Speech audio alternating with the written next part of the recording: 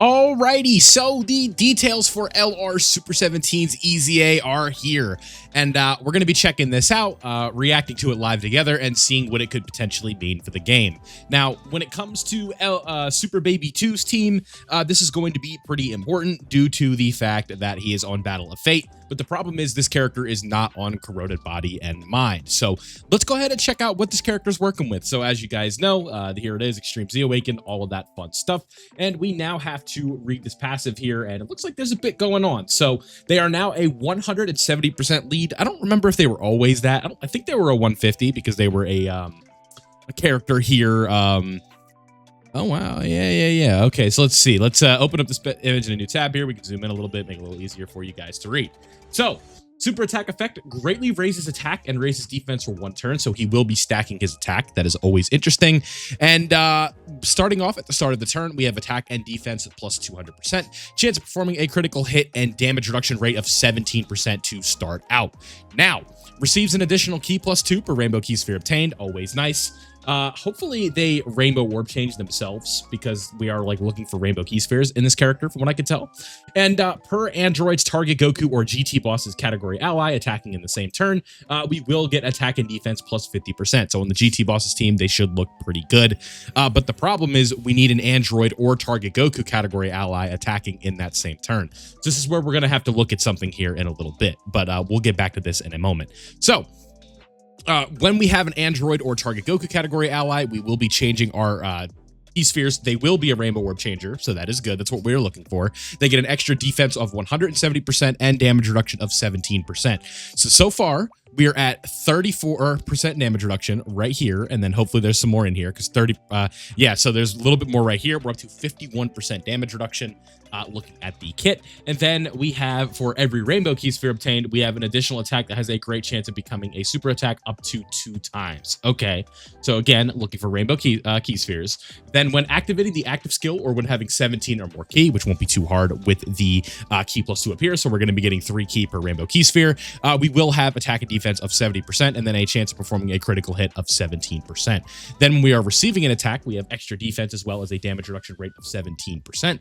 Then if we go to the next page here, we are going to see more with the passive here. For every attack received, we will be getting this is going to be infinite here, up to 70% right in there, and then up to 7. We will be getting we don't even need to go to another tab for this one for now. We will be getting extra key, and then attack and defense, and a chance of performing a critical hit of 10% up to 70%. So, interesting. A lot of buffs for getting hit, but again, the damage reduction, I'm not sure about. 51% at the max. So, like, when we receive an attack in slot 1, they'll have 51% damage reduction, right? Because 17, 34, 51, right? And then crit chance, then extra key. It would depend on the numbers, and the problem here is I don't know how I feel about there only being one way to raise the defense here for 1 turn. So they're going to have to do that 12 key super attack to really get the most out of this character. So that is one thing to keep in mind as well. I am not sure. But when we look at the links here, we've got Android Assault, Fear and Faith, Fused Fighters, Nightmare, GT, Fierce Battle, and Legendary Power. So Fear and Faith, Nightmare, Fierce Battle, GT, Legendary Power, that's really good, but Android Assault and Fused Fighter is not going to be as impressive just looking at this on the surface. So do keep that in mind. But if we go to the super attack effects, we can see these here. The 18 key is going to be greatly stacking his attack and then causing mega colossal damage, as well as greatly lowering the defense. And then the 12 key is going to be greatly raising his attack as well, raising defense for 1 turn, and then causing just colossal damage as well as lowering defense. So, I am not sure how I feel about this character. Just kind of looking at it, right? Again, 51% damage reduction with no guard, no dodge. I am not sure about this, boys. Maybe I'm going to get this wrong. You guys know I'm not the best at evaluating units on paper. I got to sort of use them in the game to sort of understand like exactly how good or bad they're going to be. But looking at this one on the surface, I'm not seeing anything that like jumps off the page to me here. If we go over here to... Let's see. If we go to GT bosses, right? The problem with GT bosses is the target Goku overlap. So with GT bosses, you guys know this unit will fit in just fine on the team. But if we go to the where is it? I'm looking for a target Goku, a target Kakarot. Target Goku. It's right in front of me, and some of you are getting mad. There it is. It's in the green. So when it's target Goku, the overlap with GT bosses is a little bit funky. But Golden Frieza.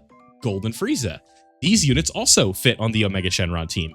This Broly fits on the Omega Shenron team. Baby fits on the Omega Shenron team. So that is very interesting. I actually think so.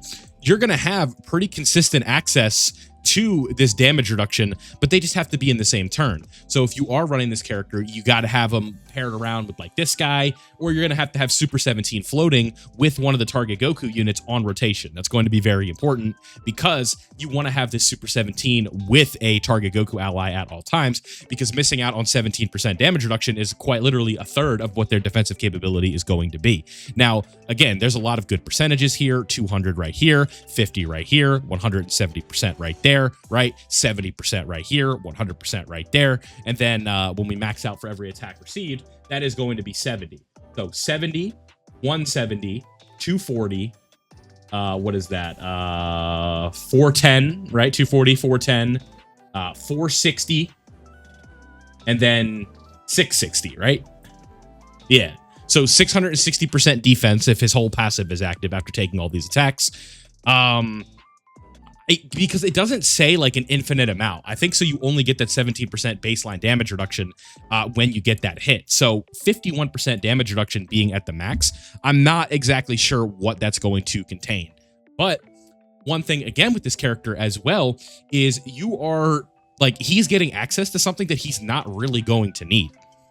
Especially if we look at the GT bosses setup that we were talking about a moment ago. With the GT bosses setup, when you look at it here, we have Rainbow Warp changing out the wazoo. This Omega Shenron, if you pair him up with like Texan Shenron or something like that, it's almost too much Rainbow Warp changing. And then you add 17 into the mix, right?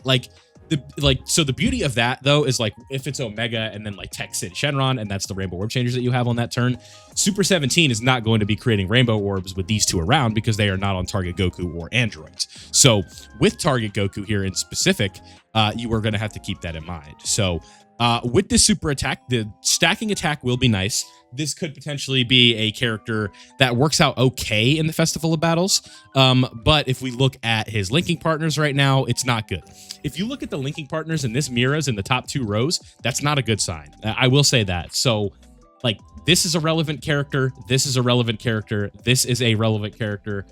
This in Zamasu at times can be relevant. This Zamasu at times is pretty good, right? But overall, like the lack of big bad bosses, I don't know if I like. But again, it's like Fierce Battle, GT, Legendary Power, Nightmare. Like that's not a horrible setup. So we look at like, what does he share with Omega? GT, Fear and Faith, Fierce Battle, and Legendary Power.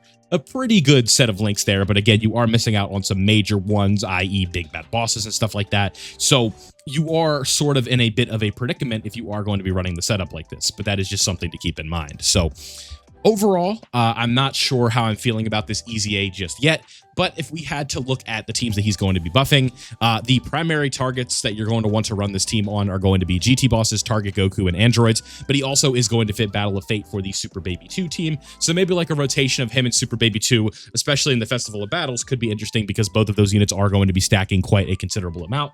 And it could be kind of fun, but Uncontrollable Power, not really a team setup for him. Mission Execution, you would just have to find characters with some overlap. I think Mission Execution could be interesting because of the fact that I believe a lot of Golden Friezas are on here.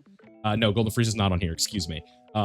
Target Goku units that we are looking for, right? Tao, this unit right here, pretty good, right? He is, he's going to be on target Goku. So not with links, but this rotation could be high-key, like funny, right? Tao and Super 17, 2 memes in the community right now. That could potentially be something interesting. Yeah, this probably isn't a team I would run him on. I was mixing up the Golden Friezas. Golden Frieza's on Inhuman Deeds. Uncontrollable Power, not really going to be like too good of a setup, but if we look at, let's pull up target Goku. That would probably make life a little bit easier, right?